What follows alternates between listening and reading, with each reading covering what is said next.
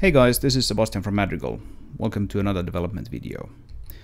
So if you're new to the channel, the game you're seeing in front of you is codenamed Project Slide, and it's a game that I'm developing using my own game engine and tools. And on this channel we've covered everything from the tech side of game development, things like engine code and tools development, to world building, level design, asset design, etc. And in this video we're gonna continue on that path. So we're gonna do asset design, and in particular we're gonna texture and create a material for an asset. So if you've seen any of my previous level design videos, you might be familiar with this area. And as you can see, it's not quite finished yet. We have untextured objects here. We have objects that actually have textures, such as these weird looking towers here, but they're not finished yet. They're essentially single colored and they don't really have any details. And that's something that I'm gonna cover soon. But a little explanation might be in order as to what this actually is. So in the lore of this game, there's something called a linear transporter, which is essentially like a way to transport things in a straight line, and that's what these towers are. They're part of that system. So you can see here that it points to the spaceship in the sky, and this pit here is supposed to be sort of part of an old abandoned transporter station, and these towers are then sort of there to essentially stabilize the beam, if you will. But we have a much larger system here, which you may have seen in the background of some of my videos. We have these 5 larger towers that are essentially the same thing, and they're supposed to still be in use in the game. And if you drive down here, you can actually see what they are essentially pointing at, if you will. So we have this transporter station down here with this large, almost like gun looking thing, which is also still white box or block out geometry, and will be replaced with the actual geometry later on. But today we're going to actually concentrate on these towers, because if we drive closer to one of them, you can see that they're very, very basic currently. They're very sort of block out or white box looking. And I've actually started already creating the proper model for this, for these towers.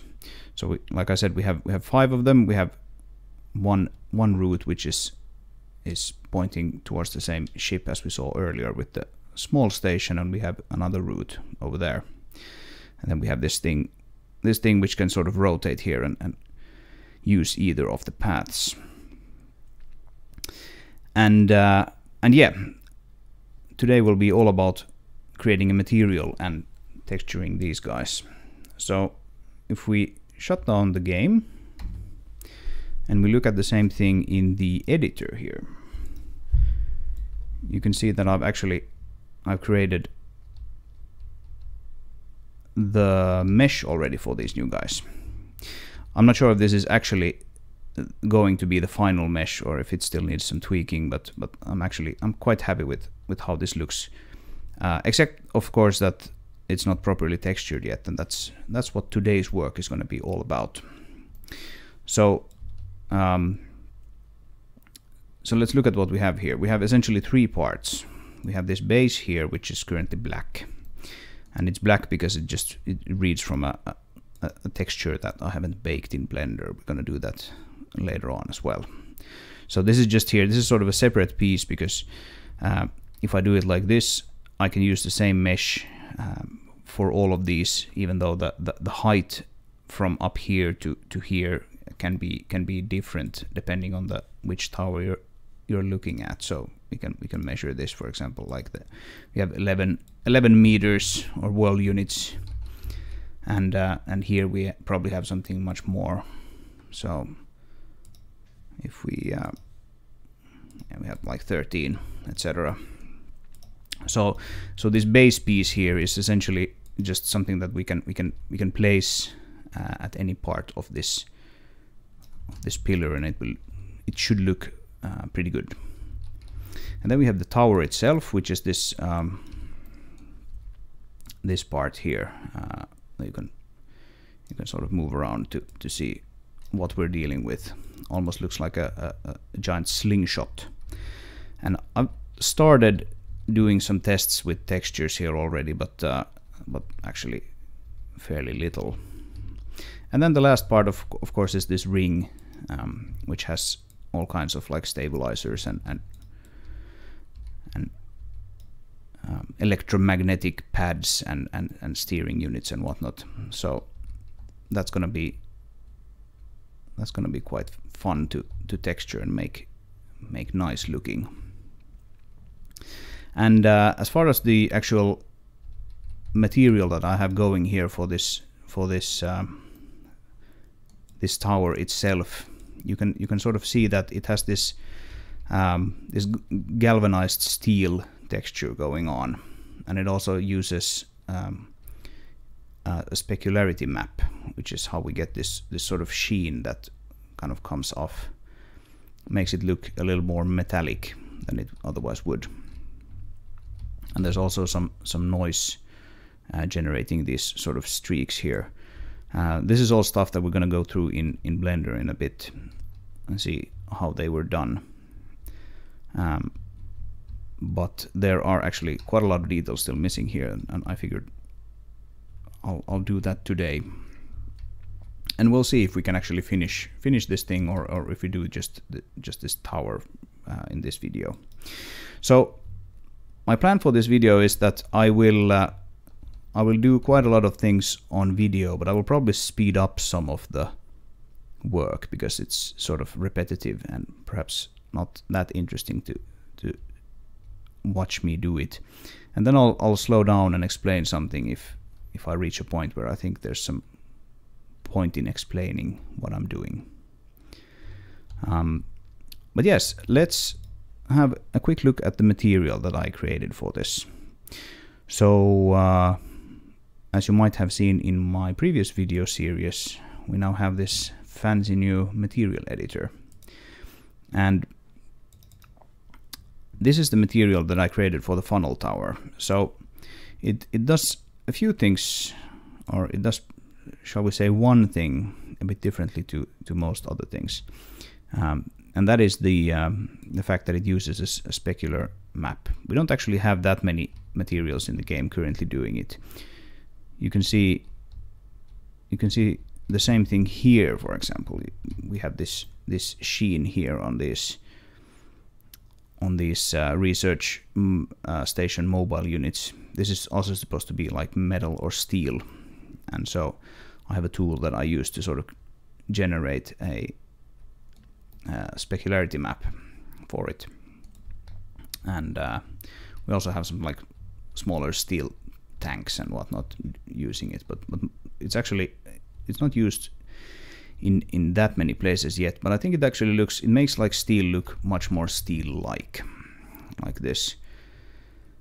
So we're probably gonna have to experiment a little bit with that.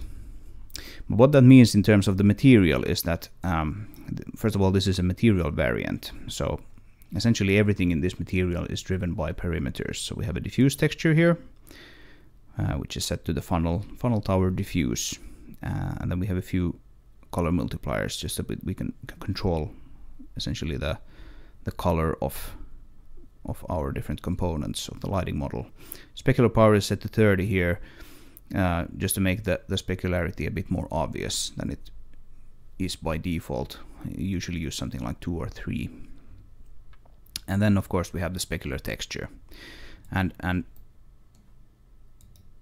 the interesting thing here compared to my sort of standard shaders is that rather than just using this specular color value and plugging it directly into the specular color perimeter on the scene lighting node, we actually just multiply it by whatever comes out of this specular texture.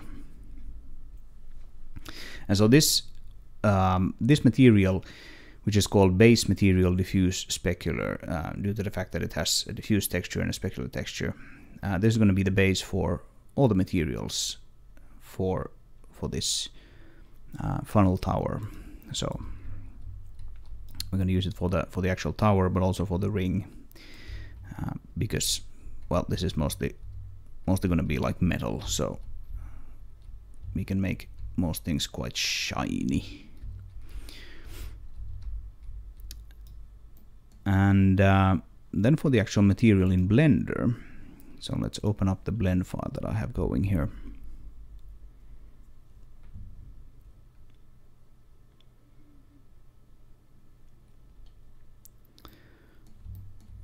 So you can see that this actually looks quite weird and wrong, and that's just because it actually uses the material from these smaller funnel towers, because I actually like used that Blender file as a starting point. So you can see, like, you have these greens here and you have yellows, and you can see the same thing here. But we don't actually need to concern ourselves with this for now, so we can actually just hide it. And this base is currently completely galvanized steel, and we also don't want that. Like these parts that are essentially like intersecting the actual pillar are supposed to be the same material as the pillar itself. But this base that it stands on is actually supposed to be concrete, so we'll need to actually make this look like concrete. And then we have the actual tower itself. So currently everything is galvanized steel, and that doesn't look very interesting. Most of my sort of poles or pylons or towers in this particular part of the game, they use this sort of green. They're sort of painted green like this. So this is like a power pylon. We have a few of them here for these power lines. So I think we're actually going to paint parts of this. Oh, I'm dragging from the mountain behind. We're going to make parts of this tower. I can actually just disable these selection boxes because they keep flashing. Yeah, we're going to color parts of this tower with this green and then leave other parts as galvanized steel. And I think that is probably going to look quite nice. We have a bit more detail here on these fixtures. We're going to probably have to think about how to actually make those look interesting. And the idea is to bake everything into a diffuse texture and then use that diffuse texture to generate the specularity texture, specular highlight texture, whatever you want to call it. And we do that or we bake the diffuse texture in Blender, and then we use something called shader map to generate the specularity texture from the diffuse texture. So that's currently my workflow.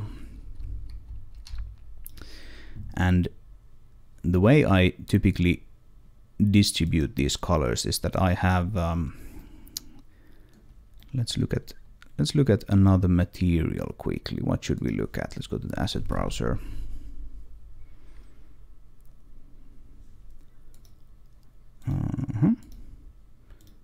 It appears somewhere off screen, so we need to actually just reset the window settings.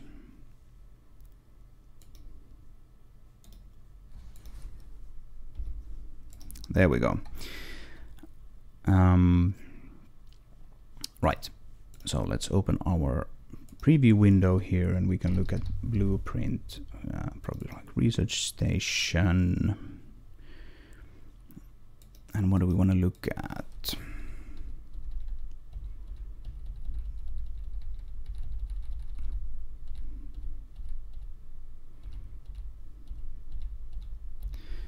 Yeah, you can see some of these are actually also untextured currently. Well, we can, for example, perhaps look at this dropship. There's a cleaner version of the dropship here. So that would be objects and dropship. So let's go have a look.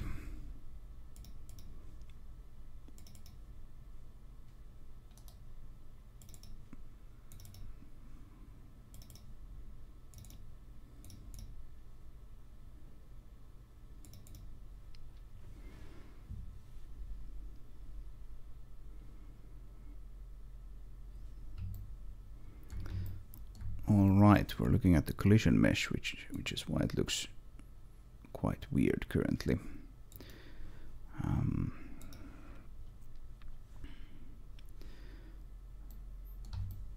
And Blender needs to compile its shaders to be able to show us what we want.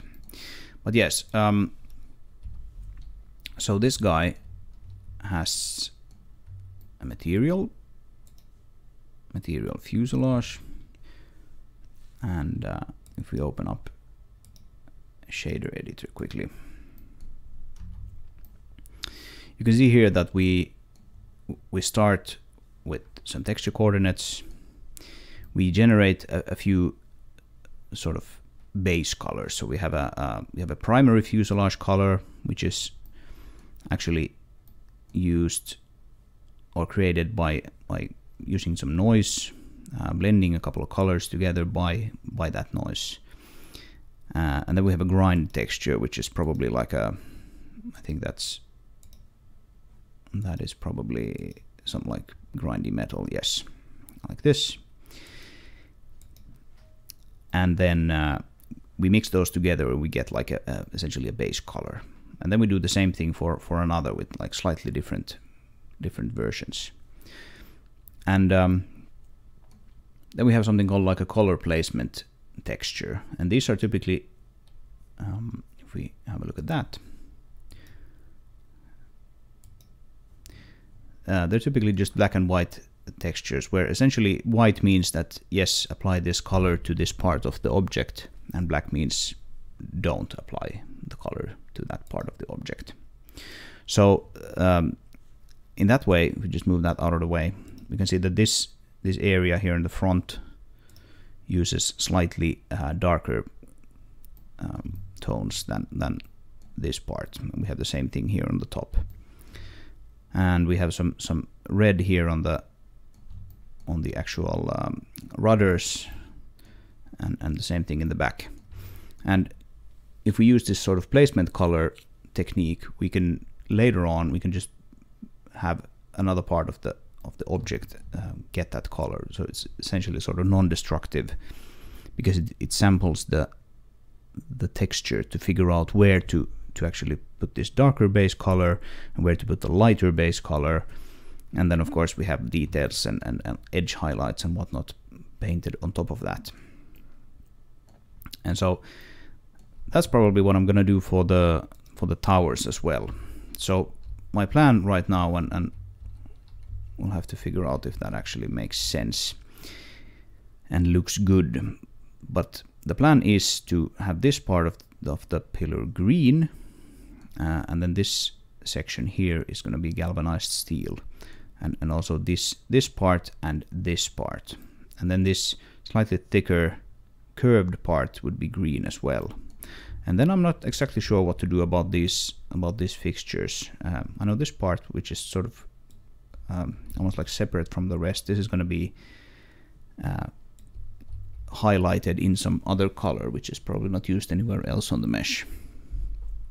Maybe yellow or red or something. But yeah, I think that should give it a pretty good look, and should make it look sort of like it's made out of various parts that these people have found and made use of. So let's start with that, and we can actually just shut that down.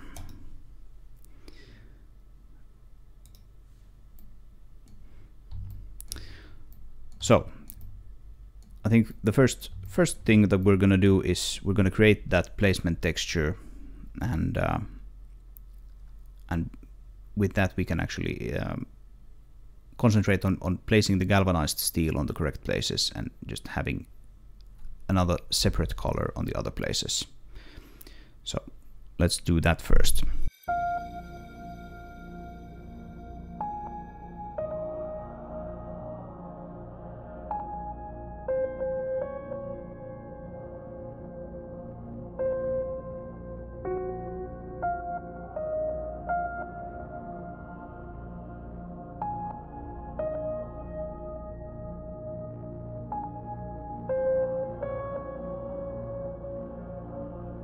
Alright, so I modified the material a little bit here.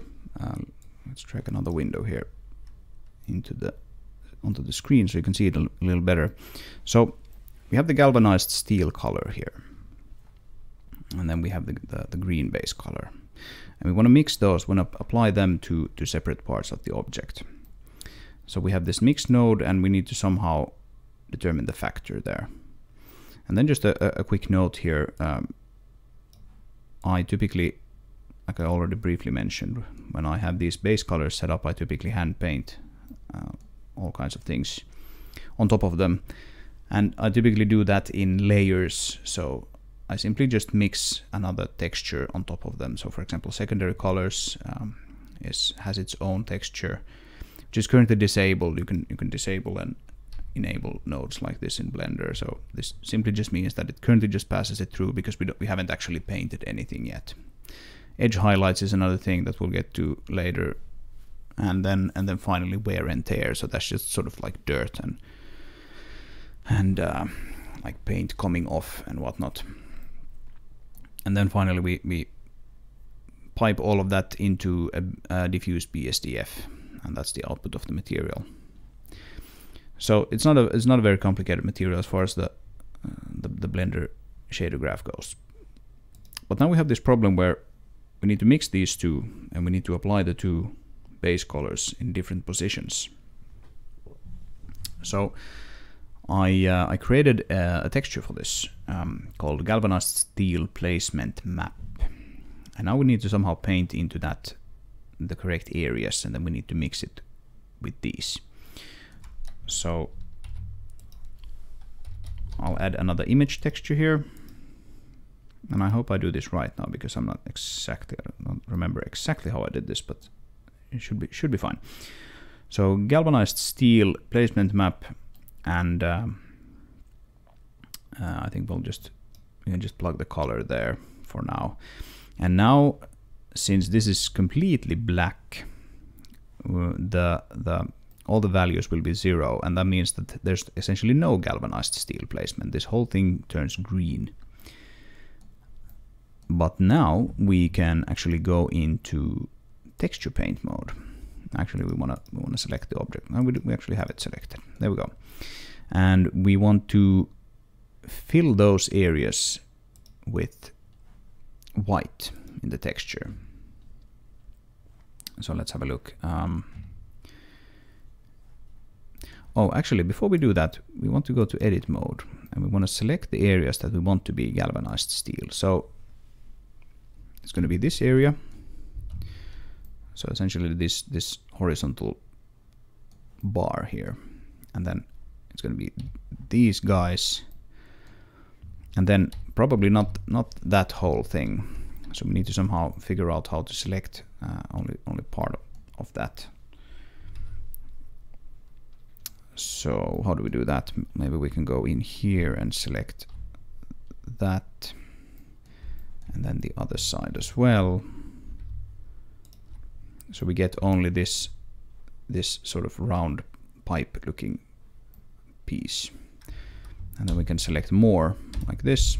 And as you can see, we're actually selecting parts here that we don't want to be galvanized steel. So we're going to have to actually deselect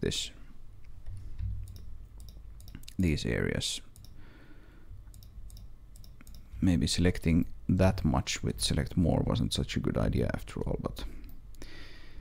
but it doesn't matter. So Let's try to focus our camera a little bit better. Unselect these areas that we don't want to be galvanized steel for now.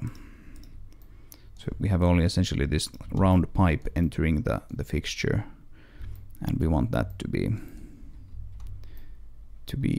galvanized steel like that, and then the other side as well. So let's deselect those in a bit. I'm gonna select these, and then we go through and actually deselect these guys.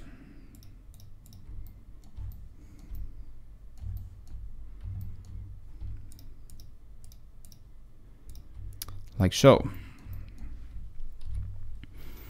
So I think this is now, we now have the parts that we want to be galvanized steel selected.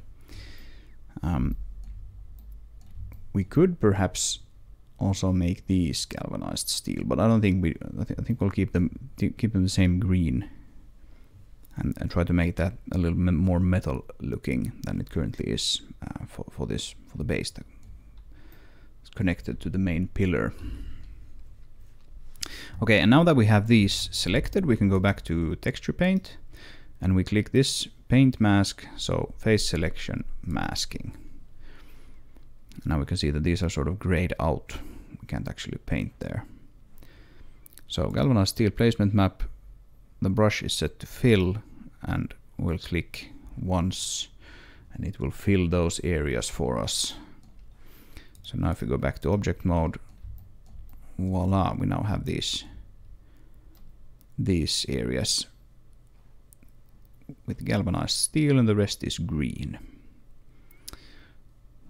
So now that we have this set up, we can actually just very quickly do, we'll save that.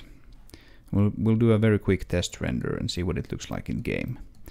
So we'll select this node with the funnel tower diffuse texture, and we'll go to our scene baking, and we're baking the diffuse and only the color, no direct or indirect lighting. And we just click bake, and there we go. That's our texture, and we can do the same thing for this one. That will make it no longer be black. But now we actually lost the previous results, and that's because we have this clear image here. We might be able to just select both of them and bake them. Let's see if that works. Yes. So now we can just save this image out, and we'll save a copy in a place where the game engine can pick it up, and it should update here automatically. Right, so this gives us sort of like a not a very detailed look, but it already gives us sort of the feel for, okay, what is this thing gonna look like? I'll just remove that. So it's gonna be sort of green and gray essentially, and like how does something like that fit into the overall colors of the level? And I think it does work quite nicely. I mean, they do look a little boring since they don't have any color details yet. So, but I think like the overall color scheme, it looks quite okay.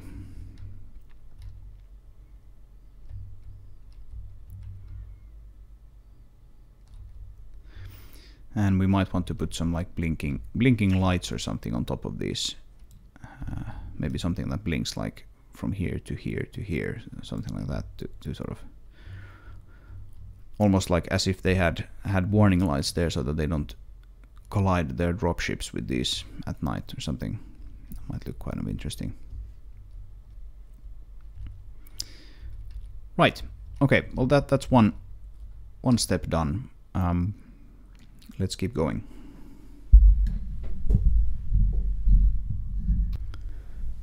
And one thing that we could do almost immediately is we updated the diffuse texture, but we didn't actually update the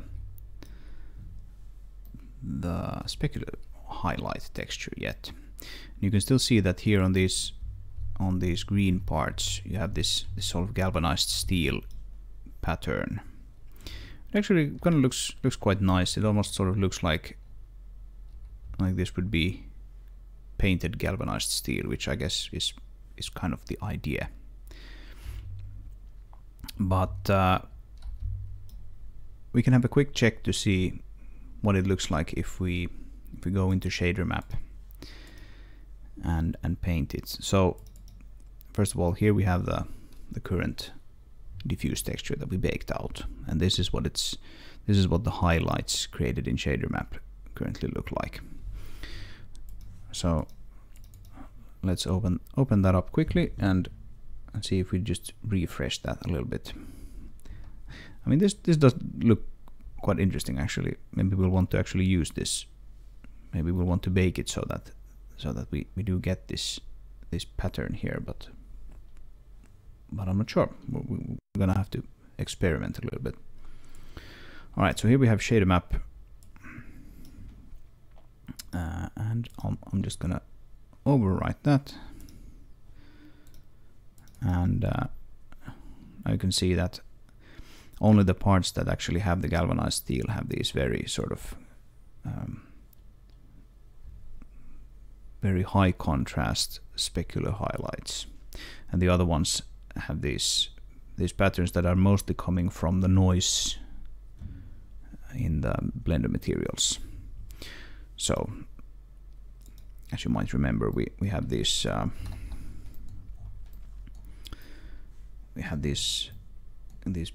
base colors here, and we generate a noise, and then based on that noise we combine some colors here to make it look sort of slightly irregular. Like you can see these darker areas on the green parts of the mesh. So let's just copy this here and replace it, and it should auto update. Whoa. Right, so now we lost that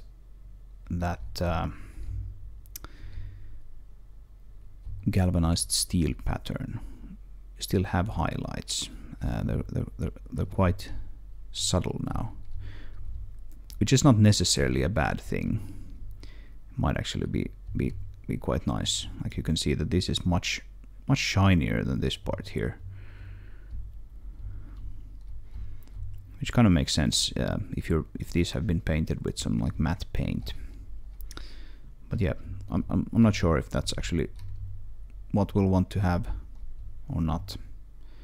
But that's just something that we're gonna have to take into consideration when updating that specularity map.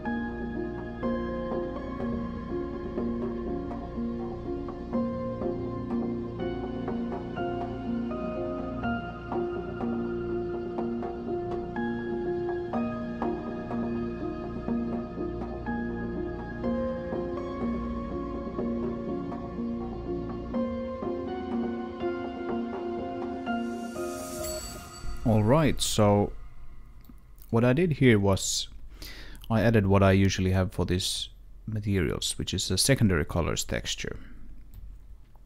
And This is also using a mix, much like the galvanized steel placement map. But the difference here is that this secondary colors map actually has transparency, so it has an alpha channel. And that means that we don't actually need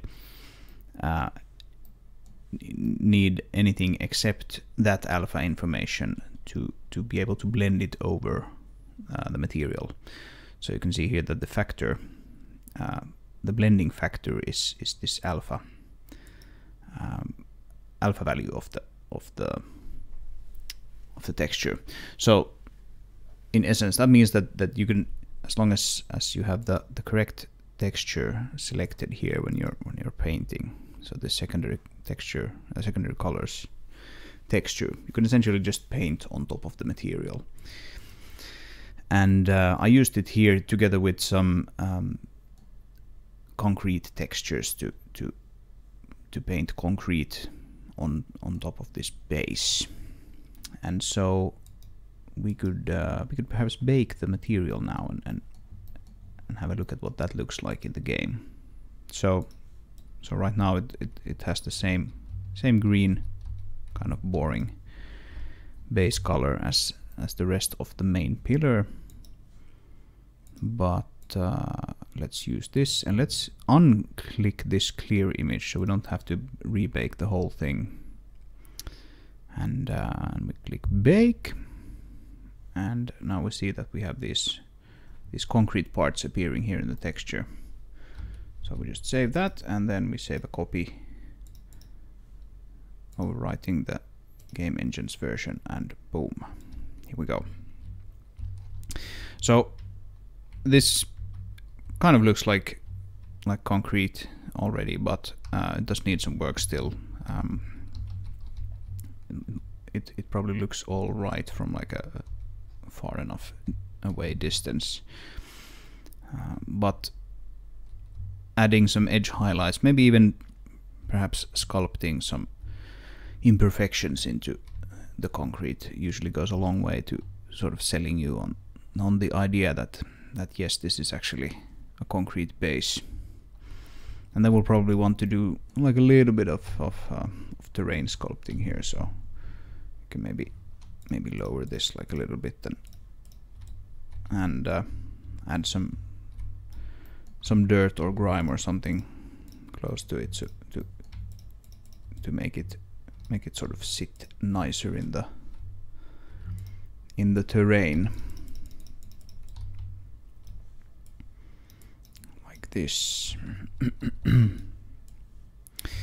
And these supports also look kind of boring now because they're just the same green as everything else, but edge highlights should do. Edge highlights and a little bit of wear and tear hand painted on them should make them look quite nice. But yeah, it does sort of look like it's sitting on a concrete base now.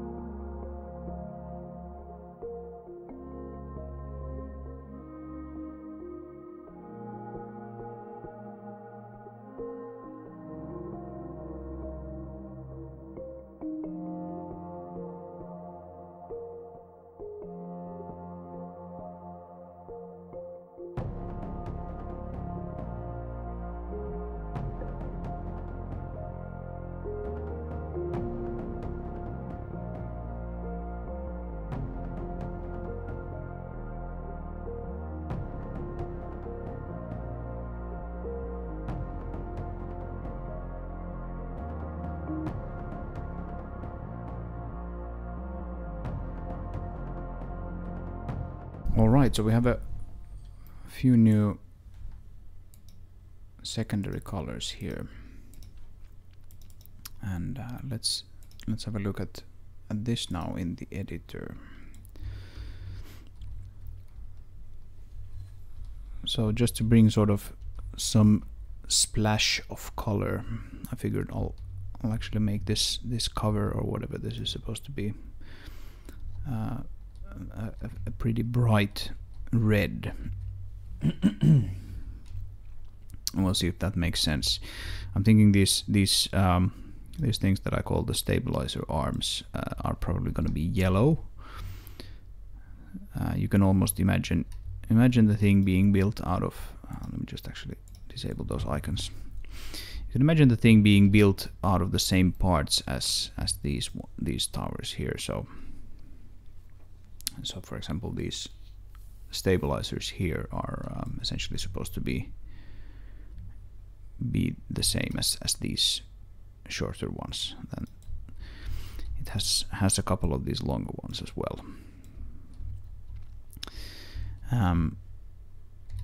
So yeah, just sort of bring like a splash of color to an otherwise perhaps kind of boring looking pillar. And then I'll probably want to like add lots of like wear and tear to these to make it look like they have been standing here for many years. I currently have these sort of textured separately, and by that I mean they don't use the same UV coordinates, so I have to actually paint them separately. And that of course means that I can then apply different details and whatever else I want to the different sides. So yeah, I'm not 100% sure about the color, but the nice thing about working like this is that since we have this secondary color texture here, and these contain only that color, I can just modify this and have it sort of be built into the final material at its correct place here, and have all the edge highlights and wear and tear, etc. appear on top of it. It's almost like working with layers in Photoshop in that way. So that's quite nice. But yeah, we'll go with this red color for now and see if it does make sense when we get all the other colors in. But I think it might work actually quite well. It does sort of draw your attention a little bit, like like, oh, what's that? What's that thing there? So, yep, getting there. I should perhaps mention that this is not really the way materials and textures are created nowadays. This is a pretty old school way of doing it, and even Blender kind of prefers you to use PBR or physically based materials nowadays. If you create a new material, I think it creates by default a principled BSDF. And as you can see, this has all kinds of features and inputs. This shader directly, and using those you can produce like a very realistic look for your material. Well, we just use this diffuse BSDF, which is much simpler. And for this project it's quite fine because I'm going for a very sort of stylistic look here, almost sort of like hand painterly at times. So I don't need that, and even if I did, I don't actually have a PBR renderer currently. I don't have any PBR shaders implemented in this engine, so I'll for this project I'll be creating my materials and textures like this, but this is not the way that you would typically do it if you were working for a games company in this day and age. And one thing that actually I have used quite a lot here, you can probably just place another one of these pylons here. You can see these sort of edge highlights here. So the edge highlight would be this this thin line. Well, there's a little bit of wear and tear painted on that side, and you can see the edge highlights here as well. So you have these slight sort of lighter lines painted across the sharp edges, and that's sort of an artistic thing that I've chosen for this project. You can see it on all kinds of things, like if you place a car here, for example. This has very sort of pronounced edge highlights in certain places, and the idea here is that these should look hand painted, and by that I mean they shouldn't be sort of very exact or follow the same width all the time or anything like that. They are deliberately created to look like they are hand painted. I don't use them for absolutely everything. Like these rocks, for example, don't have hand painted edge highlights, but I do actually use something called dirty colors in Blender to automatically generate these kinds of brighter edges. They look almost like they have been sort of worn a little bit, and that gives off kind of the same feeling. But yeah, most objects in this world have edge highlights. You can see it on this building as well, for example, here. Everything has like a slight edge highlight, except apparently this edge here. But yes, like I said, deliberately supposed to be somewhat inexact. And of course, like foliage, things like these don't actually have edge highlights, because like there aren't any pronounced edges, and obviously like round things don't have any edges as well. So, but I was thinking that we could perhaps do the edge highlights for. Actually, I'll just undo the addition of those. Perhaps do the edge highlights for this tower next.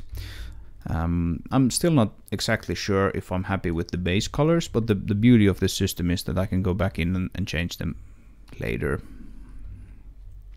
So I don't need to be perfectly happy with them right now. But the edge highlights are a thing that I'm quite familiar with at this point. So I can just do them, and that will give us the signature look that we're going for. So I'm not sure if we actually have the brushes here that I typically use for them. Apparently not. So let's have a look at another. Where is the where's the material for the power pylon, for example?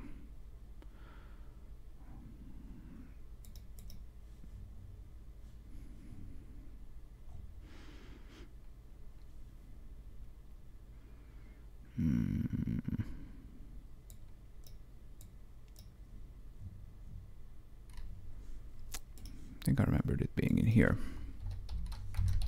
Power pylon. Hydro plant power pylon, right. Here we go. Right, so it's in hydro plant, okay.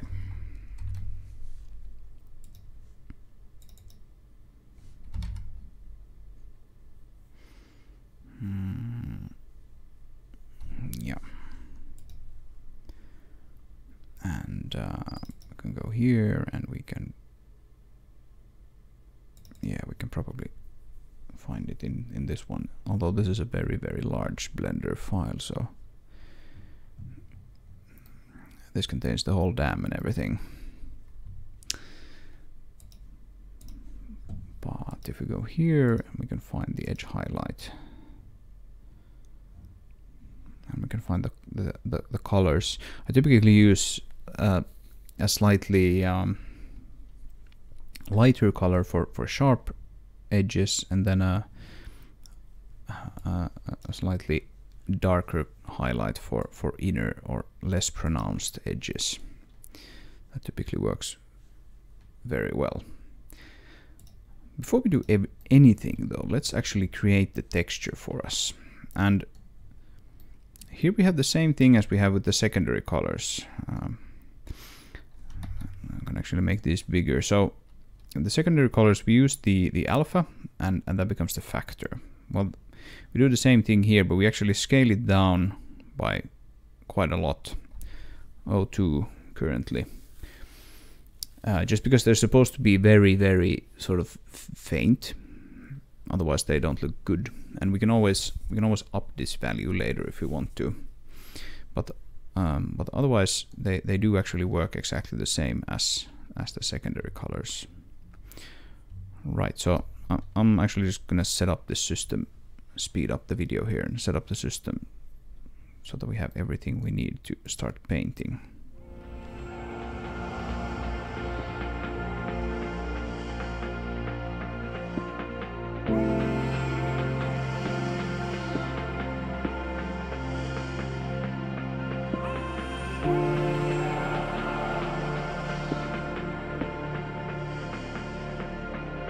Alright, I think we should have everything we need now. So I have an edge highlight brush with the stroke method set to line.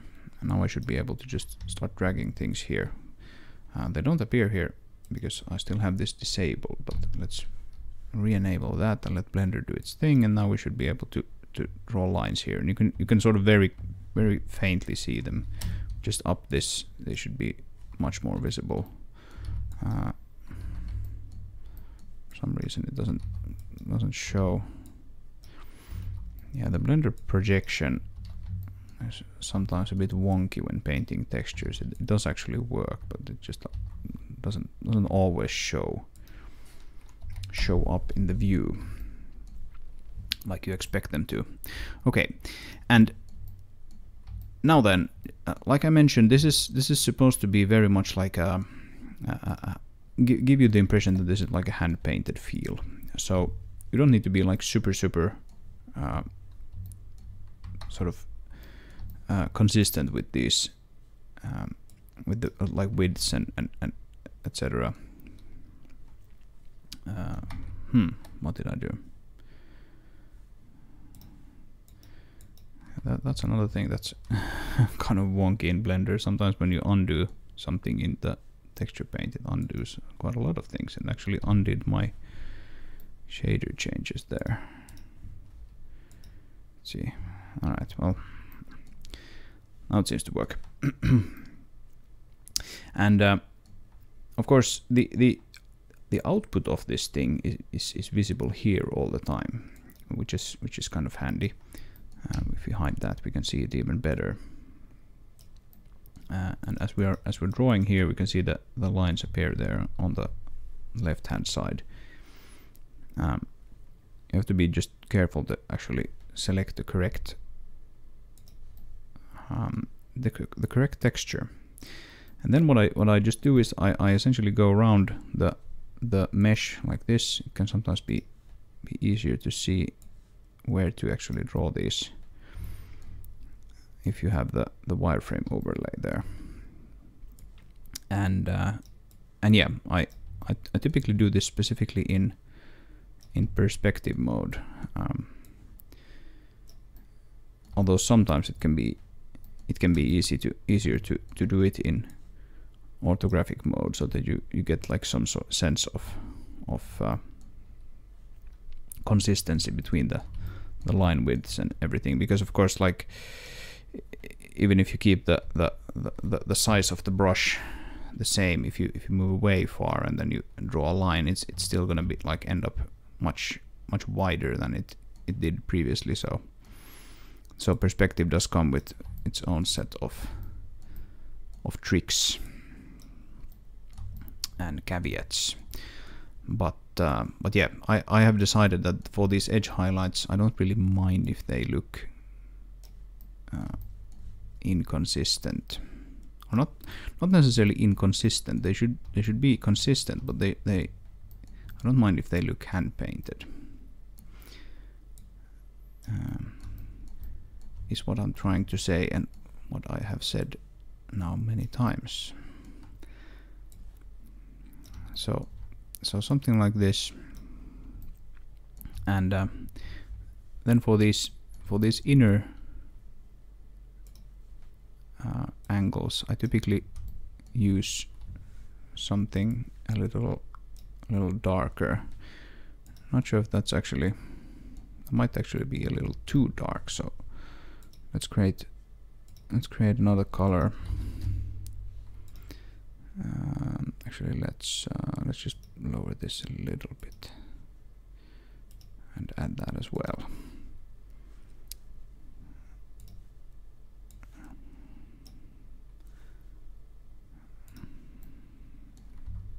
Yeah, I think that makes more sense, or that looks better.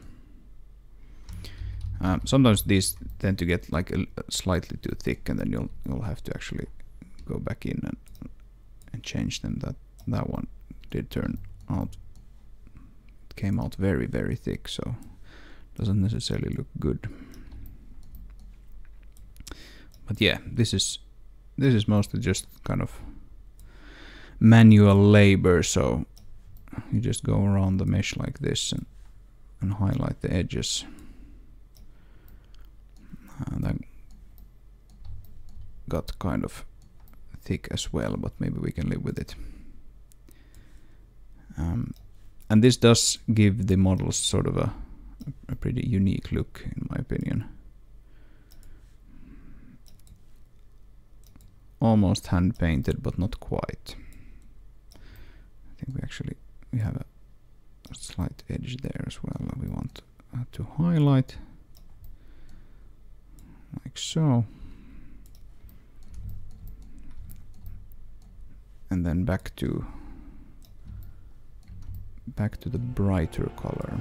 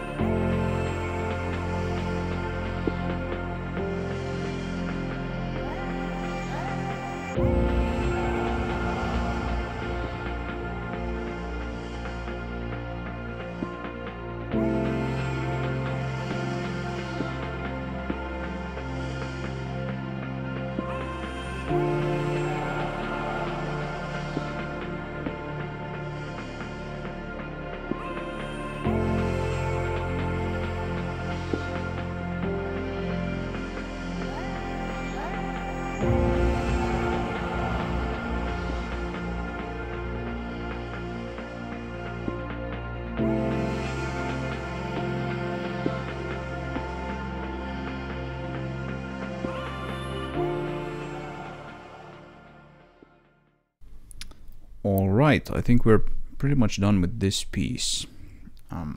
So let's save this. And we can see this is what we actually did here.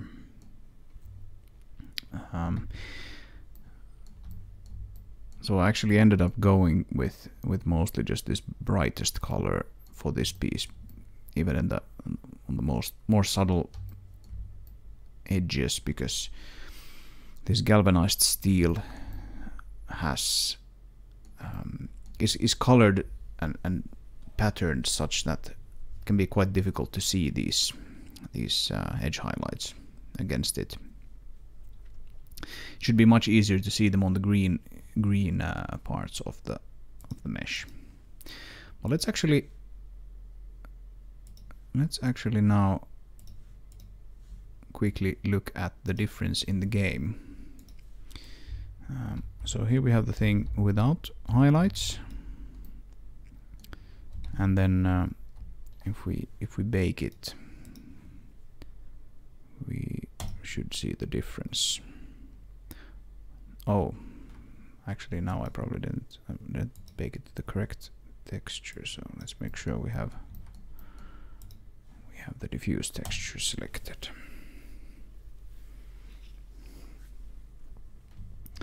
And here we can see our highlights visible for some of these parts of the texture atlas. And save it here, and they should appear. Boom, there we go. So it's a very subtle effect, and depending on the geometry and the colors and the lighting and everything, it is more or less visible. But I think this is a pretty good start, and we can then make this effect more pronounced if we want to by just scaling up this here. We can preview it here in the editor. We can make them very, very pronounced if we want to, like this. Can actually see that we have some highlights accidentally painted on that as well, but we can go in and erase those if we want to. But yes, this is a place where they're not super visible. I think they will be much more visible on this green part, and the camera will also be much closer to this green part, so they are essentially more important here, and especially at the bottom, because this pillar has very few actual edges. It's mostly here on the top, but this one then has lots of edges, so that should look nice. And then these fixtures also have quite a lot of edges, so that should look quite nice as well. So yes, let's keep going. So let's actually grab a screenshot of this so that we can more easily compare against what we had before. I'll just copy this part into its own image, and I'll get cracking on the edge highlights for the lower part.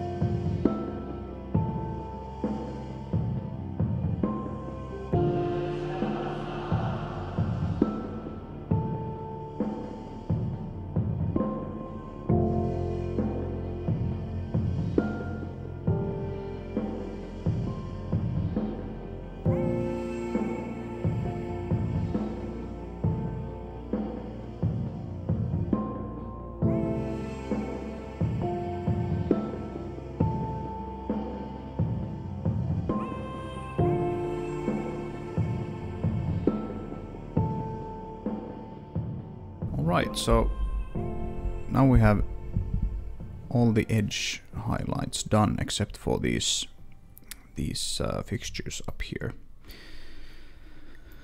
And they are the most complicated parts of this object, so let's make sure this looks good before we actually move to them.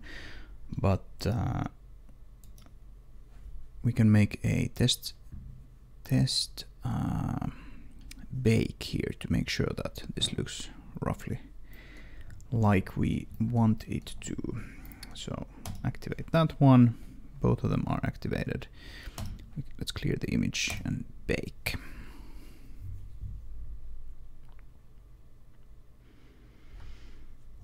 And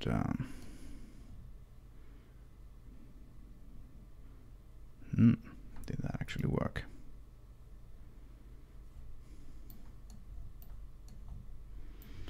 We don't seem to have any highlights on those. They might, of course, be the parts of the top fixtures, but I don't think they are. So sometimes you actually just need to save and reload. Yeah, this seems to be a bug in Blender. It doesn't refresh it here.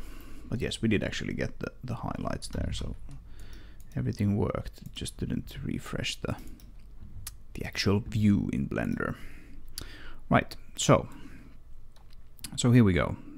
So now we can compare this with our screenshot here.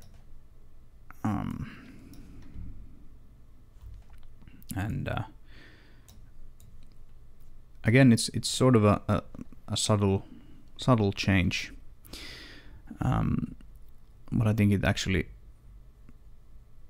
works quite well and brings sort of like a slight painterly style to the thing. I think in this case we might actually want to increase the amount of highlights a little bit, and that's a really easy thing to do. As we discussed previously, we just go here and we can look at the edge highlights here, and let's have this, take this place for example, and we can bump it up a little bit, make them a little more visible. I wonder if that's too much, but we can give it a try. And then we just save and rebake.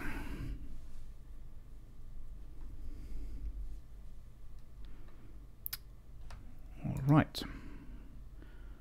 And now let's see if that makes it more visible, and it does. And I think this actually works quite well. It kind of depends a little bit on the object, like how subtle or how subtle those sort of look. Depends on the shape and the color and everything.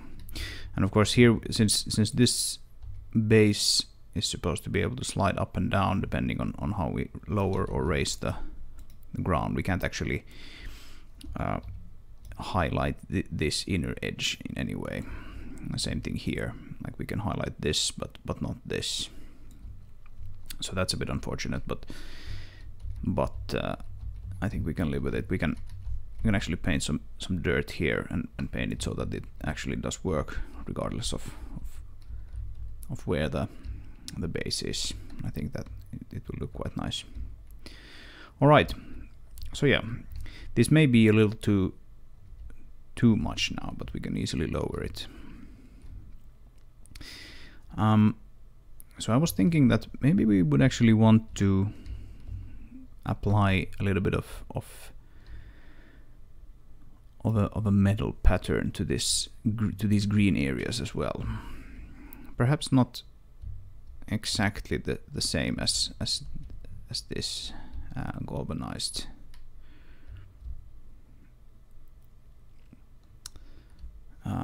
steel.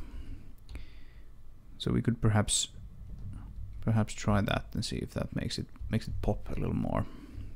it looks very sort of matte painted now, which is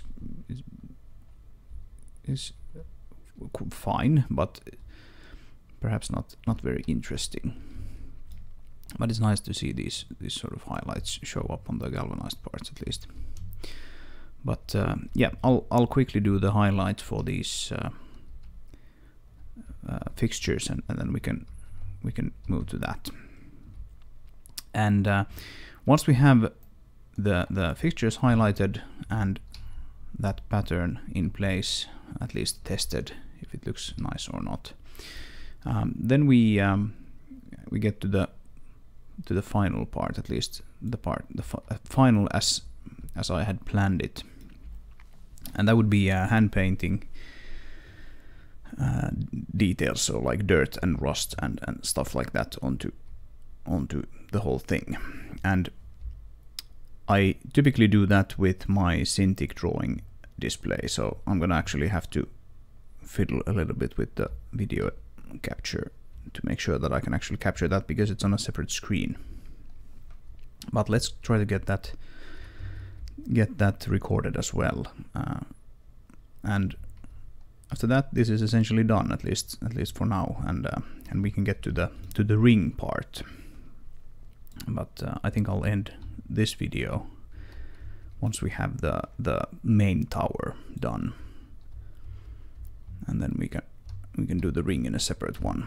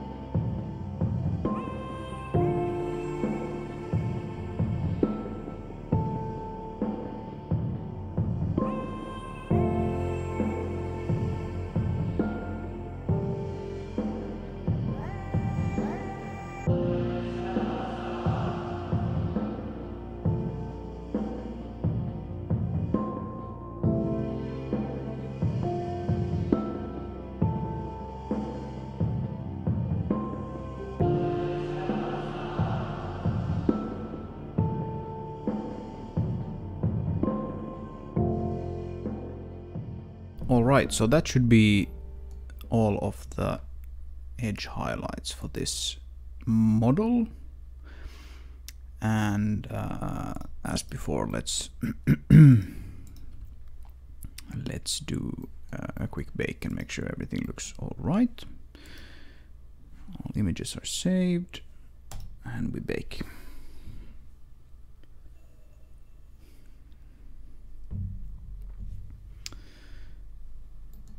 And we'll just quickly look at the result in the editor.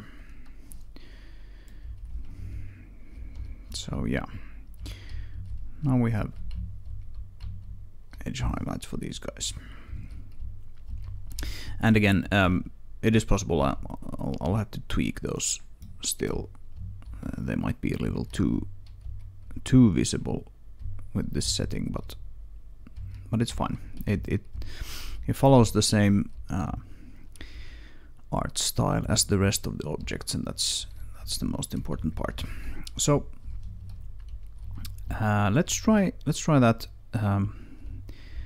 that metal pattern now. And when we have that, we could maybe try to generate a new specular highlight map. So I think I'll actually, let's see, what did we have here? This is where I took the garage textures. Yeah, let's take the grime texture or the grind texture from over here, or was it in the? It was probably in the objects folder.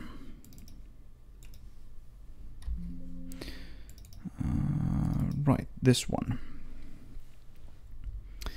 This one has sort of like a nondescript metal grind pattern. It should look all right, just to give the green metal a little bit of texture, and also help with making the specular highlights a bit more distinct. So research station, funnel towers work, and we can put it in the work textures like this, and then we just actually we just open it like so. And of course, all the textures that we put in this underscore work, these are going to be excluded from the actual game, so we don't need to worry about like this galvanized steel placement map appearing in the game, in the shipped game, and actually occupying space there.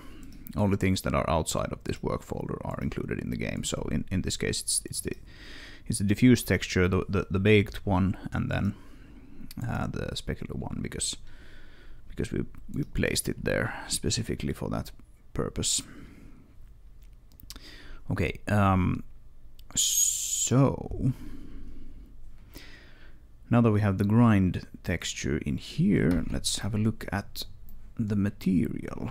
So we'll probably want to have, we have two texture coordinate nodes here. We have one that's using the UVs and one that's using the object coordinates. And the object's coordinates are used for the noise, but the UVs are used to sample these textures.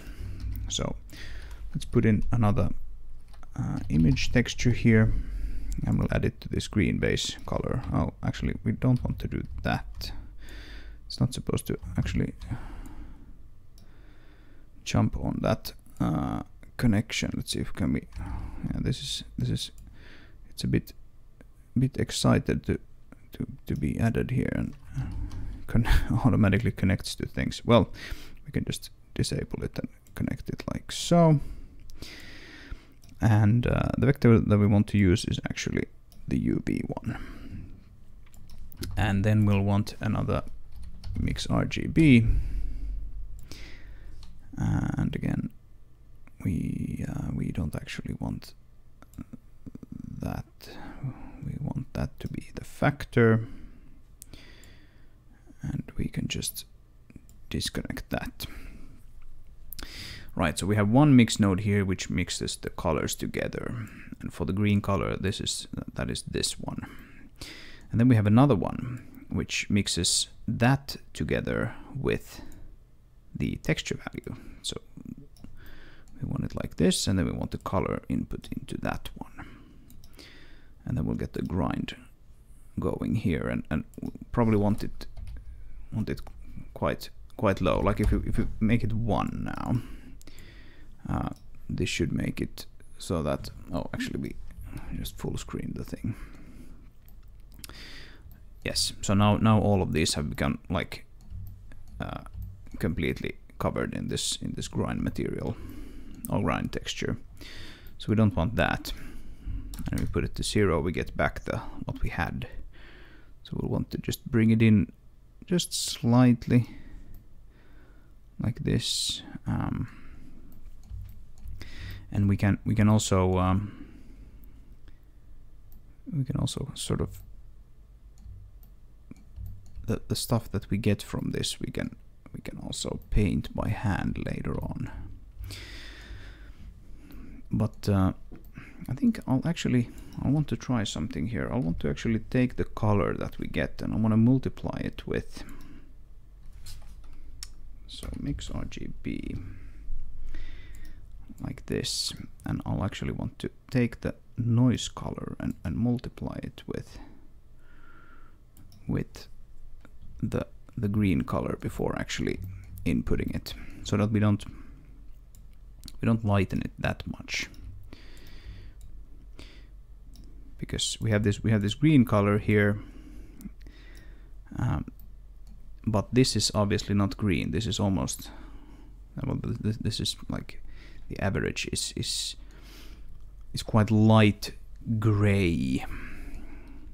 So that means that if we just disable this and make it straight through, this thing is actually going to be quite a bit lighter. Like you can see that the difference here when I disable that. So how much do we actually want to apply? I'm not sure. So we can control the how much we actually multiply the color with the green value. I think that should be like probably like 1, and then we can mix the result of that with the original base color, and we don't want to go too crazy with that. Maybe something like this, and then we can toggle it on and off to see the difference, and we can see that we get quite a lot more texture to the actual surface that way. Since we're using the UVs, we do get these seams though, and they're quite visible here. So rather than using the UV coordinates, maybe we can actually try to use the object coordinates for this and see what that gives us.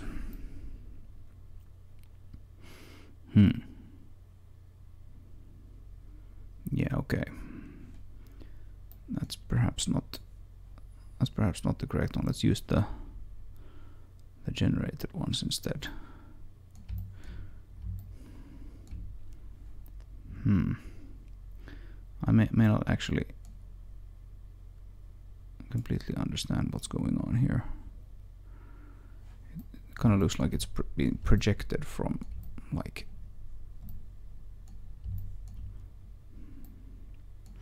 All right, it's yeah, it's using like probably the X and Y. So it is in fact projected from above. Yeah, that's not great. Okay, I'm gonna have to actually think about this a little bit more. But for now, we can actually just use the UVs because they tend to look quite good. There's a little bit of seam in some places depending on how the islands are set up. There is also a seam somewhere on this pillar, but yeah, you can see it here, for example. But we might actually just want to sort of paint over those by hand in the places where it's most obvious. It's not the end of the world. Yeah, so how are we on the brightness now? Like if we disable this, it becomes quite a bit brighter, and that makes perfect sense because we're mixing these two together. So we can try a few different mixing modes to see which one looks nicest.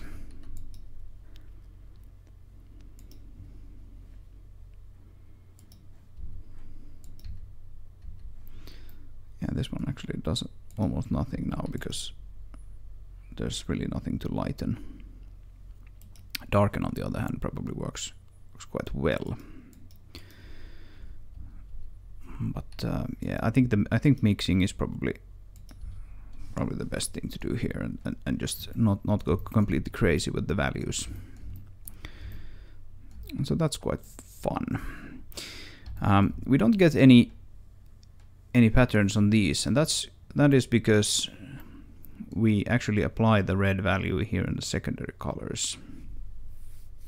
So I think I'll actually just paint a little bit of scratches and things on top of it, and they will come here in as the last one in the wear and tear section. So they don't look very nice currently, but we can handle that ourselves as the last thing before we reach the output. So that's fine. Okay, let's do a bake now and make sure that the values are somewhat sensible, and then let's try to do a specular to see how it reacts with our new patterns. So save a copy and go here and watch it change. Boom, there we go. And yeah, that still looks quite good, I think. But the specular highlights don't really match now, so we'll go to reload source, and we will save this. And I think we still need to actually copy it manually because it saves it into the work folder. So we go here and we take the specular and we copy it here, and now we should see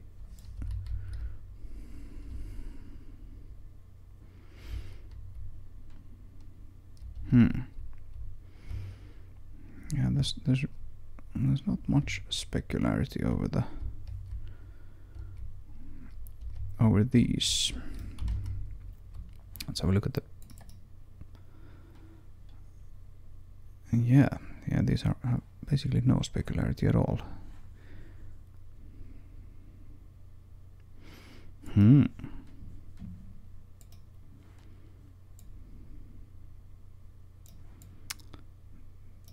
That's not great. That's not great.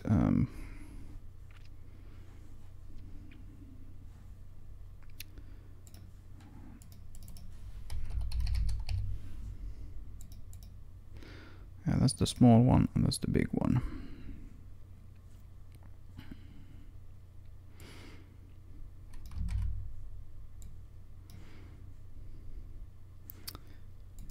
Yeah. Do I need to like up the brightness a little bit? How do I actually stop this animation? Can I stop it? There we go. Right, so now it kind of seemed like it actually didn't update properly, but now that actually does look quite bad. Yeah, let's actually reload this thing. I'm not exactly sure what I'm doing here with it.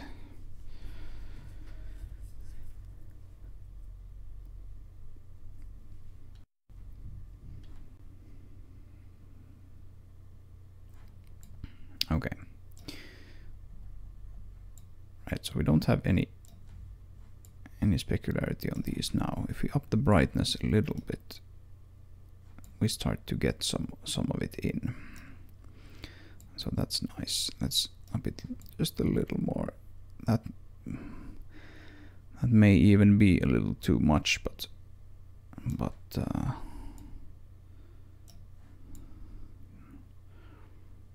yeah, let's try something like that.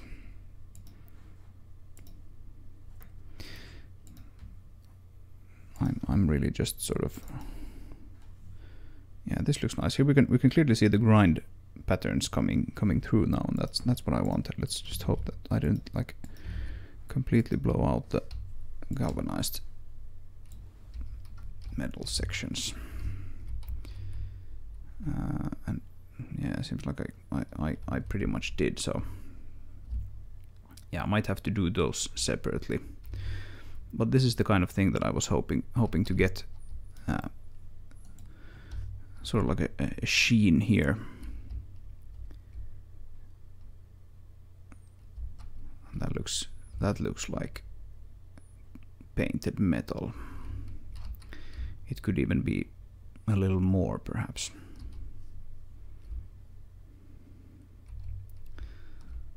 But unfortunately, we now lose the details here, because this just becomes like one big sheet. So if we lower this to something like 20 and then save that, and again actually let's just do this, and we can copy it over. So now we can clearly see that we get the details from this galvanized steel back, which is what I want. So I'm gonna have to play around with that a little bit to get the effect that I want in both places. But yeah, I think I'll do that when I have the dirt and the wear and tear painted on these, because those should obviously affect the specularity as well. But yeah, I think this looks quite nice. So let's finish it up with some wear and tear hand painted on it, and generate a new specular map for it, and I think we can call it a day. All right, we have switched to my drawing display now. So I have like a Wacom Cintiq 22 something or other. It's a bit lower resolution than my main display though, so I apologize for that. But yes, we can now paint onto these parts, just like we did previously with the edge highlights and the secondary colors. But I usually do this in a separate layer, so essentially a separate texture. And we now have this separate texture here in this pass, and the texture here, which is currently empty. So if we go here, and what should we start with? Let's make sure that we can actually draw that seems to work.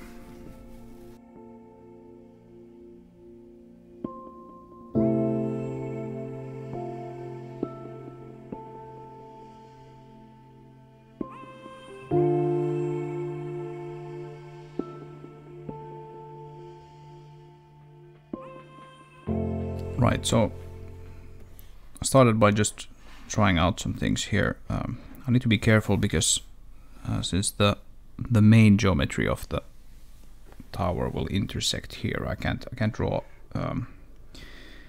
like I normally would, because the transition from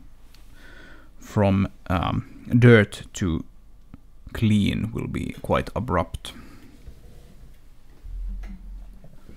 Also, I haven't really used this drawing display in a while, so I'm a bit rusty. But yeah, so the idea here is that you go around this and just sort of start laying down small details that are sort of difficult to paint with a mouse.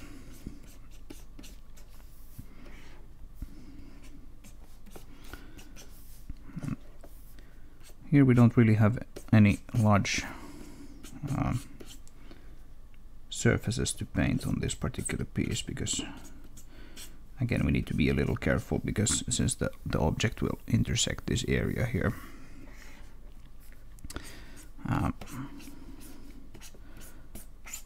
We're just trying to essentially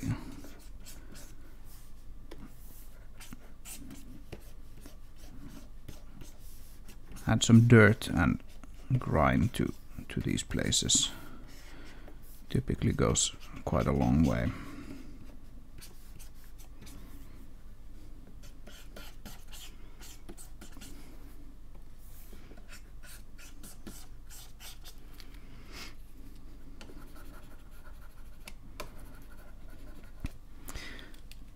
And again, if this doesn't work out, we can just erase it from the texture, and it will be removed while keeping the other layers and details in place. You have to be kind of careful though that you don't make this look like you're actually making these edge highlights larger than they already are. And of course you don't want to put the same kind of dirt everywhere.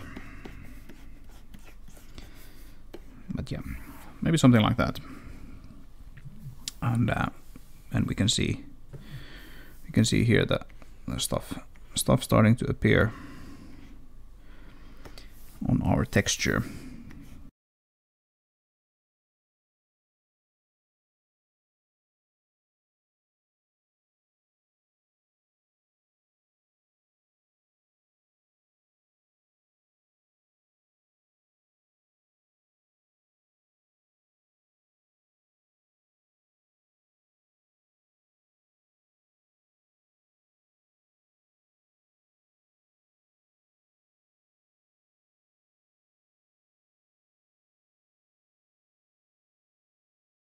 So here we have a bit more real estate to work with, essentially. With these larger surfaces. But again, like you don't want to overdo it. Just especially these things that are sort of like outer edges and protrusions tend to look quite good when you just make them a bit dirty or sort of worn.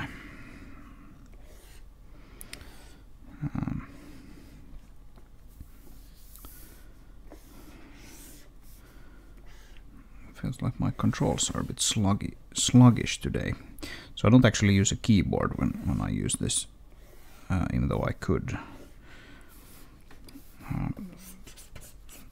Try to get by with the touch controls the Blender has built in, and they're typically quite good, but sometimes they feel a bit sluggish.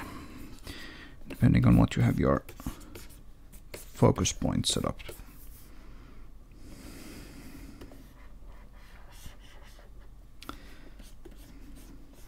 And I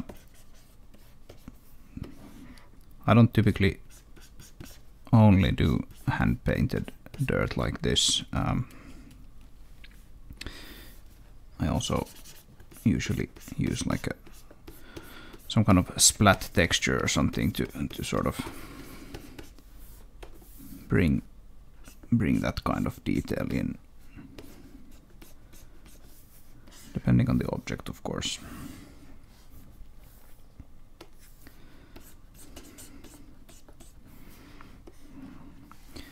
And we can also do something like this. You can almost imagine like something has sort of scraped against this at some point and left some marks on it. And do like a slightly darker one as well, and then we take the smudging and pull them out just a little bit. Doesn't always really work, but oh, what's that?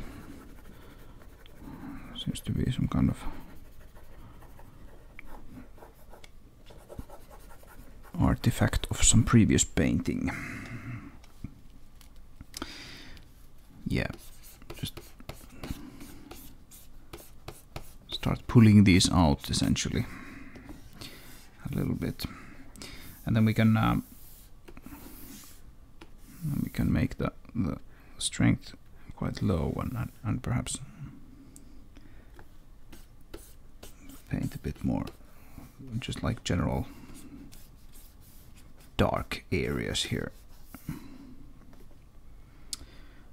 to sort of just simulate dirt build up over time, especially in these crevices and other darker places.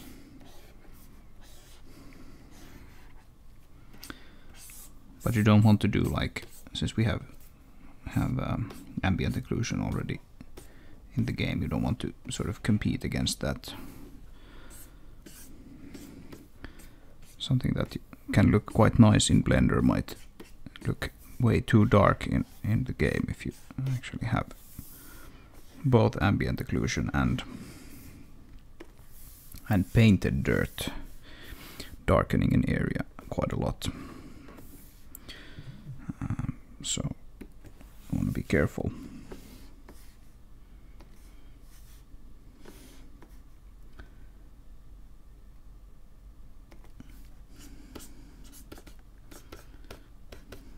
You can do some more sort of high frequency scratches and that kind of stuff here as well.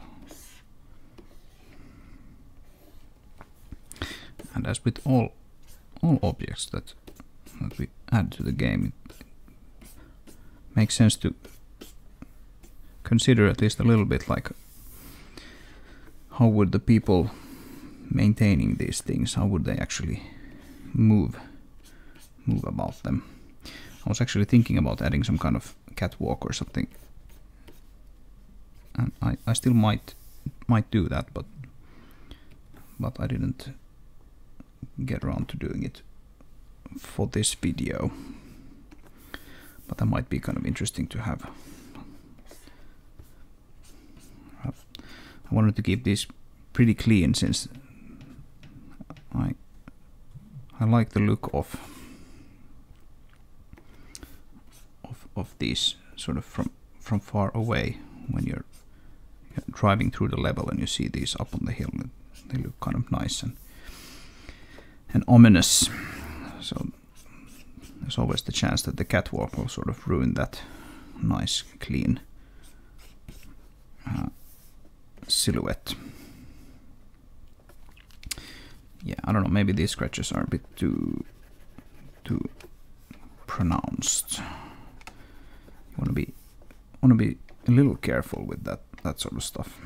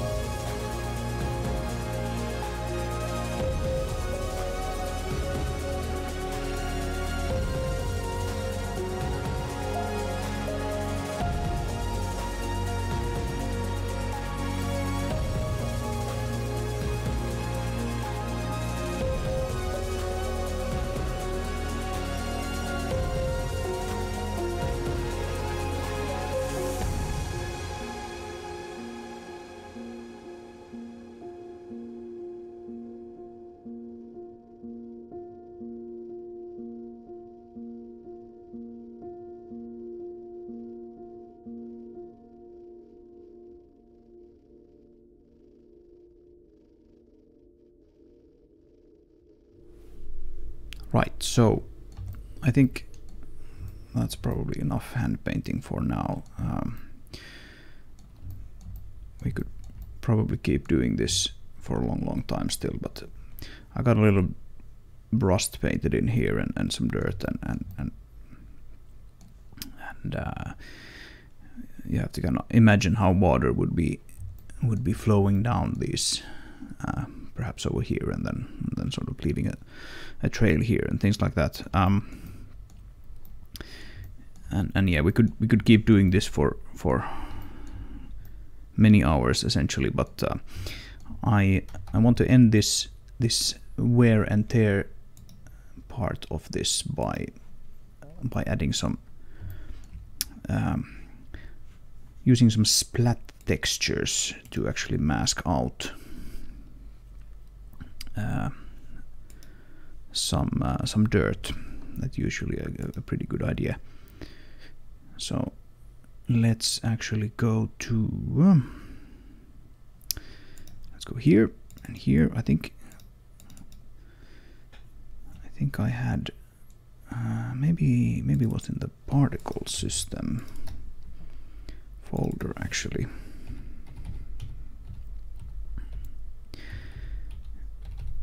Yeah, I think this one, which is actually used for the fire, is also a very good splat mask for dirt, I have found.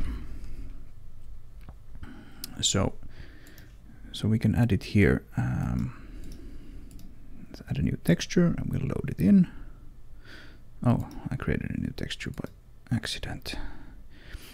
So we can take this and we can open up FX Fire. And we'll call this a splat, like so. And then we can actually paint a bit of textures here in the using just mouse and keyboard, but actually using a texture mask. So using it as a stencil like this, and we can now, let's see how this actually comes out. So if I use quite a large radius and then just sort of splat a little colors onto it. You have to be kind of careful not to overdo it. Something like that. And of course these curved surfaces are kind of tricky because you don't want it to you don't want to typically apply any in this place, because it will be kind of weirdly projected. I think the strength is probably a bit high, so let's put it down a little bit and try something like this. Yeah, you want to be kind of careful with. Oh, I didn't actually.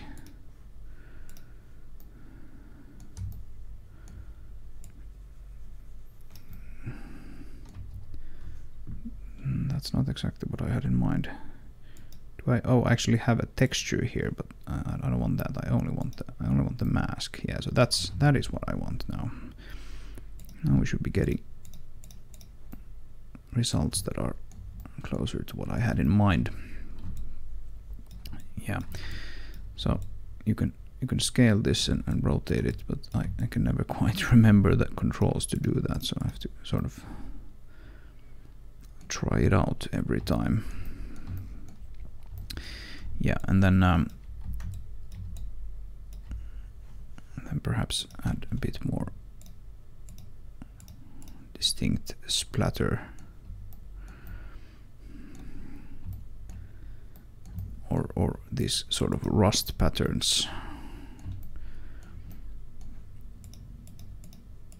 here on the galvanized steel, something like this.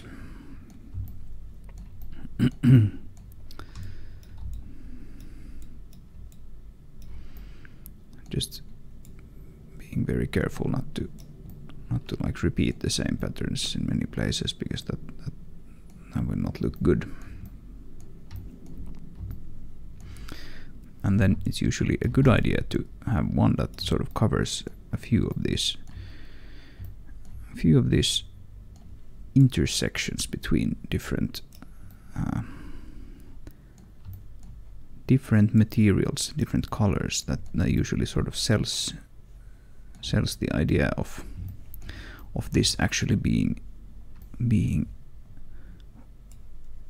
made up of different pieces when the dirt kind of flows from one area to the next in a natural way. Can maybe have even a bit more here. It's a bit tricky when you have to get the camera set up correctly, but you also have to move this stencil and have it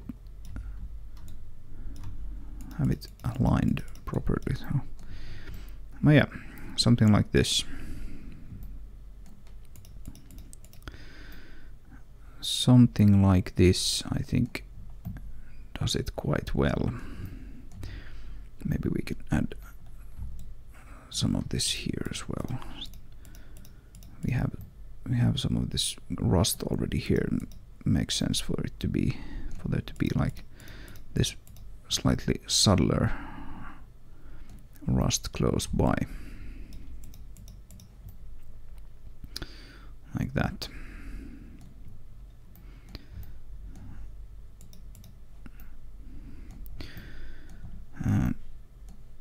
Maybe even some here, but let's just make this a bit darker. Yeah, that looks all right.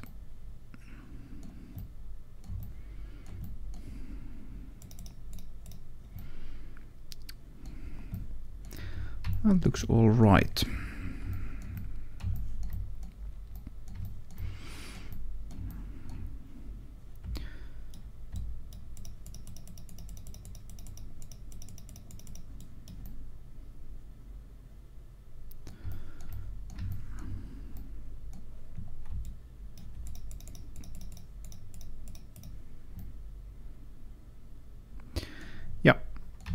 I think this is starting to be quite nice. So essentially, what we have left now is oh, we don't actually have that guy selected, which is probably why it doesn't affect it. And again, remember to be careful with this, because it's not obvious which parts will actually be visible and which will be hidden either by the terrain or by the actual tower.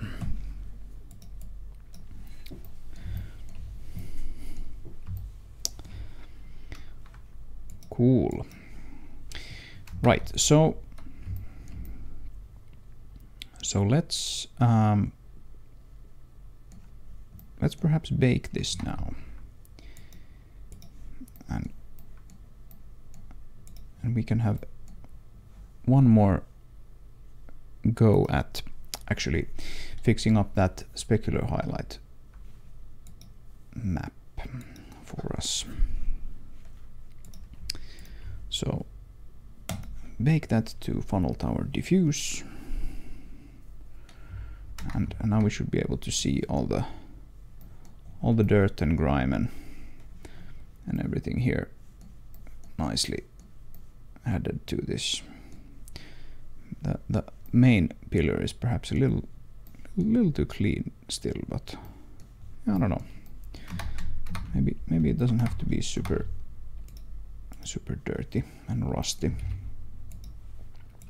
So save it where the game engine can read it, and we have our dirty, dingy pillar here. Yeah, it's quite subtle, but that's probably fine. There are certain objects that I went pretty crazy with painting, like dirt and rust, and like we have the dropship wreck, for example, like this model, which is way too big to actually be placed here, but this is one that I went completely nuts, just painting rust all over the thing. So you can do that if you want to, but yeah, these pillars are still supposed to be sort of in use and at least somewhat maintained, so they don't need to be they don't need to look like they've been abandoned per se. Let's maybe turn some of these the other way around so that we get like we don't get the identical rust and grime and dirt, all of them. And we can turn this one as well, just for good measure, like so. And yeah, I think this looks pretty good. Looks pretty good. We can live with this. But let's try to get that that one map done. And I think the best way to do that is to create a mask for this program to use. So if we if we click here, it says that we can load a grayscale mask, and if a color image is loaded, the red channel will be used. Map masks are applied to the file during rendering. Darker mask pixels have less influence on the render map, and lighter mask pixels have more influence. So if you create a mask that has white in these places and some darker gray in these places, we should be able to actually get it to map quite nicely, so that we get make both of these nice and shiny, but not too shiny. So let's do that, and we can do that in Blender as well. So if we create a new texture, and we call this something like specular, what do we call this? We call this like shader map, specularity map, or something like that. Mask. We don't need an alpha, it's supposed to be just black. And we can save this, and we'll save it to work and funnel tower textures, and yeah, there. And then we'll go to texture paint, and we'll actually get rid of our stencil. Where is the stencil? It's right there. Bring that down, but we actually want to fill, and we want to select the areas that are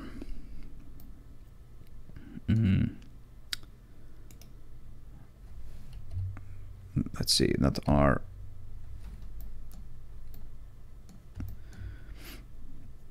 yeah, maybe we can actually we can do that. We can first select the areas that are the galvanized steel. Actually, that's not galvanized steel at all. We don't really want to touch that. We can take this guy and select more to get that whole piece, and then we can select that one, and we'll get those pieces. And then how do we actually get that? I think we can do something like this. Yeah, these are sort of intersecting here because these pieces are actually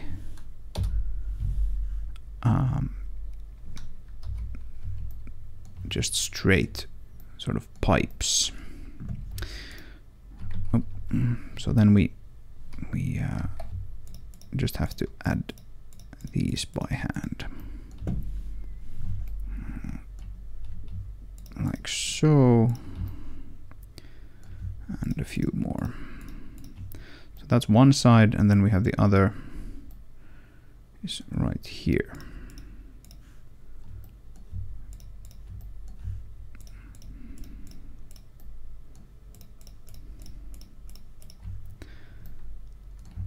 Like so.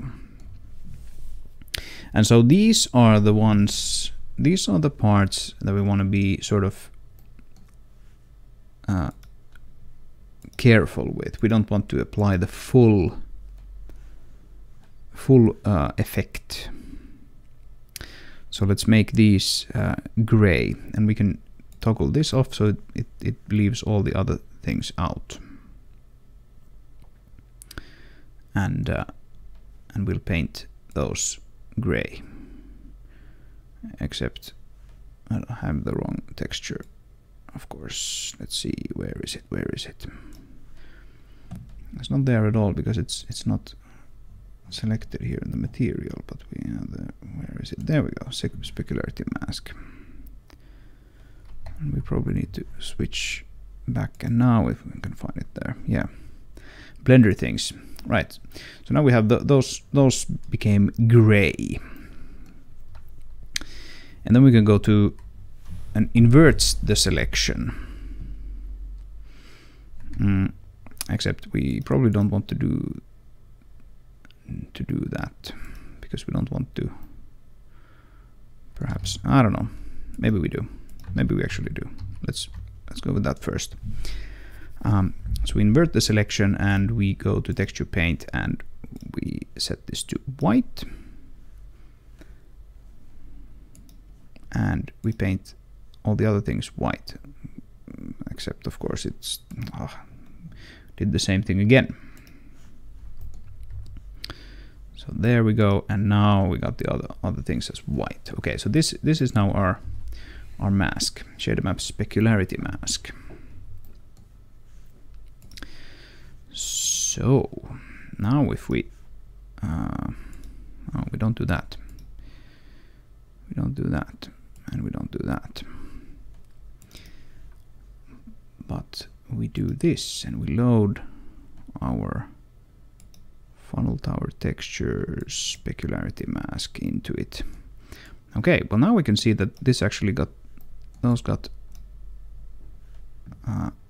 lessened quite a bit. So now we should be able to up the brightness. Yeah, okay, now we're talking. So let's make that something like 30. And 30 is not quite enough, so 35. All right, and now we're seeing specular highlights coming through here. I think something like 37 might be pretty good. Yeah, this looks better. So let's try this, and we'll save it. And then we have to do the normal dance again. So we go here so that we can see the changes. And we have the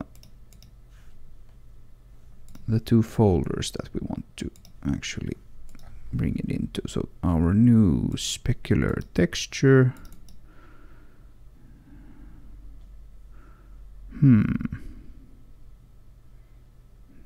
Yeah, that doesn't quite look correct. So I wonder if our gray here is sort of too low now.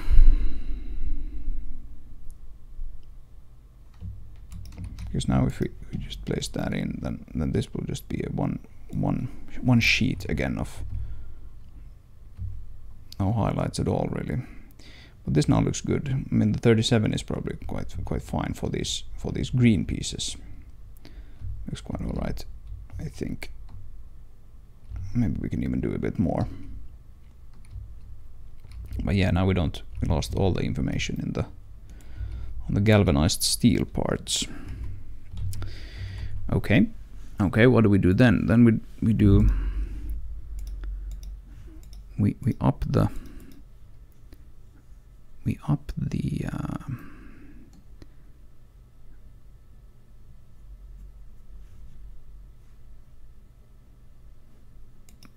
value on those parts a little bit. So we invert it again, and we go to texture paint, and we have the specularity map, and we up it again. Oh, we actually lower them. Let's not do that. Let's up it. Not do that much strength. There we go. Now we have a slightly more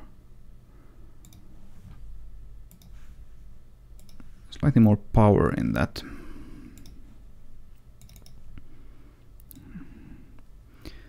Yeah.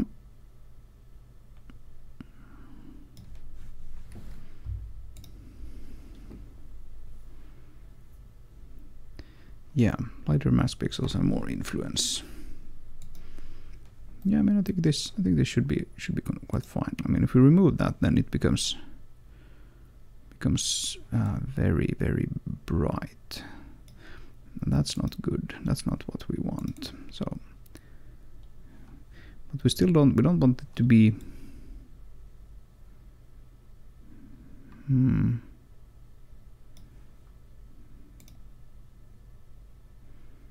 Yeah.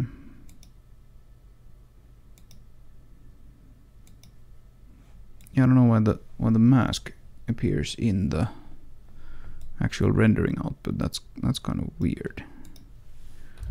Let's up this a little bit more, and we can see that the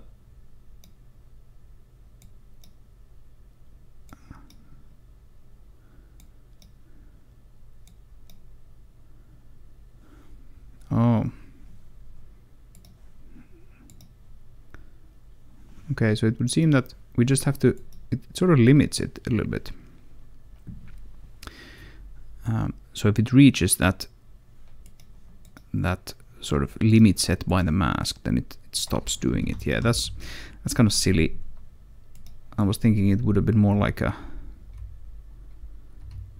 multiplier than anything else. All right, well, I think I'm going to end this video here. I'll figure out this mask thing off screen because it's not terribly interesting. I'll have to experiment a little bit. Yeah, I think we got a pretty good looking tower going here. If we can sort out this specularity thing and do the ring with all the details, maybe get some blinking warning lights on top of it, etc. I think these are going to look quite nice. So, if you made it this far, I thank you for your time, and I'll see you in the next one. Bye.